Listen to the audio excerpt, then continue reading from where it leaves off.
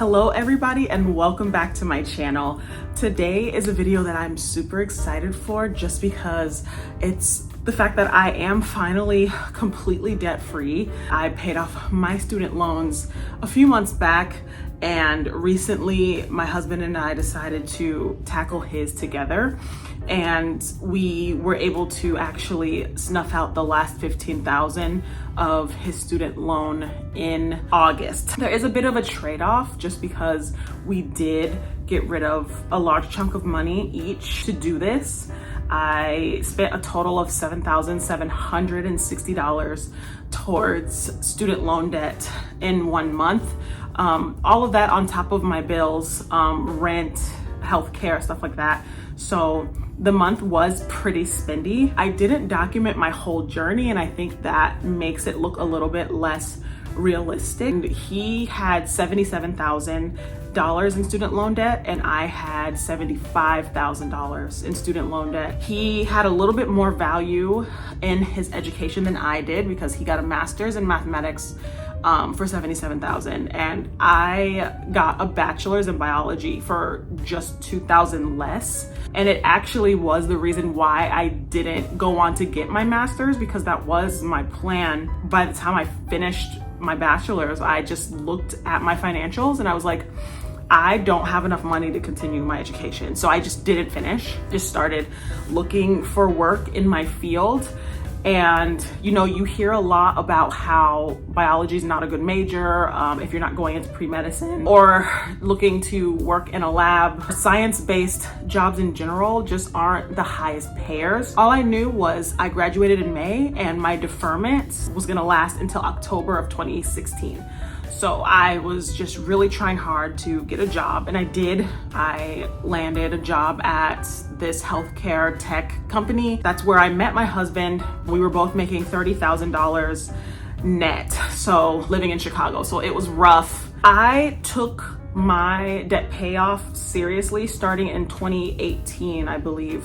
That's when I realized that paying the minimum was not gonna get me anywhere. And I looked at my balance and I was like, I'm not even paying interest. Like, I believe I was accruing like maybe $200 a month in interest. The Sallie Mae loan was variable interest, and I believe it was about 12%. So I was losing sleep over this loan. I started investing at the same time around 2018. Before 2020, the stock market was really soaring, and it had been for the past 10 years. And so I just really took advantage of that. I didn't make the smartest investment choices. Obviously, I was looking at individual stocks. I let that grow at the same time that I was paying the minimums on both of these loans. It was October 2017 when I was faced with the reality that my loans were gonna be going to collections, and it tanked my credit score down to 536, and I consolidated it all into Nelnet. And I accepted my mistake, and I was like, okay, this is my reality. I decided to empty out my investment account and pay off my Sallie Mae loan. And so that was the first loan that I paid off in 2018. As I got more jobs and got raises, I decided to start putting $800, $1,000, even $1,500 sometimes towards my student loans. Even through 2020, when it was the big deferment, I was paying $1,000 a month up until the end of 2022. I started taking my debt payment serious in 2018. And I started paying off my debt in 2016.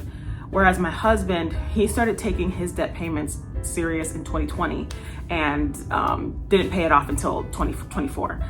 So it took us both a total of 8 years from 2016 to 2024 to get rid of our debt. And I didn't start making a good income until 2021. So, because a lot of people do ask this, they're saying, how much money do you have to make in order to make these payments? I wasn't making a lot of money when I made these payments. I started out making $30,000 net, and now I make a little bit more money. I make around $92,000 a year. Us being debt-free now, it takes away from the goals that we had for the year. We have 3 months left. We have a whole quarter left of the year, and I finished all of my goals. It means now that I think I need to come up with a new goal. So my first goal is to finish replenishing my $20,000 emergency fund. Like I said, I paid a total of $7,700 towards debt in the month of August, as well as my bills. So I had to take out of savings in order to do that. I took $4,700 and some change out of savings. And then it was during my 3 paycheck months. So I was able to put some of that money back, but I am currently at $17,000 in my savings. So I have $3,000 left, and I'll be able to replenish that by mid to early-ish September. After that, I am going to save up for 2 things. One, I need a new computer, a new laptop, because mine is dying. I've had it since 2020, and the battery just goes to 0 once it hits halfway, so it turns off on me a lot. So I'm going to save up for that, as well as save up for a mini vacation to take at the end of the year, just to decompress and to just take stock of how crazy this year was. I mean, it's election year, there's a lot going on just in the world in general, and we have been just trying to stay focused, stay consistent with our budget all year. And I just want to kind of reward myself by going on a little trip, not necessarily by plane, just because planes are a little scary right now, but by road trip. And so I'm gonna save up for that. And then I'm also wanting to revive my blog, just because I did have a lot of readers on there, and I just miss interacting with you guys in that way as well. So I don't want to overwhelm myself, which is why I've kind of taken some time off from updating my blog. But I wanted to show myself that I could be consistent on YouTube for a year, and I'm approaching my year straight of uploading a video every single Sunday for a whole year. I'm approaching that time coming up soon. So I think that I'm at a place where I can push myself just a little bit more.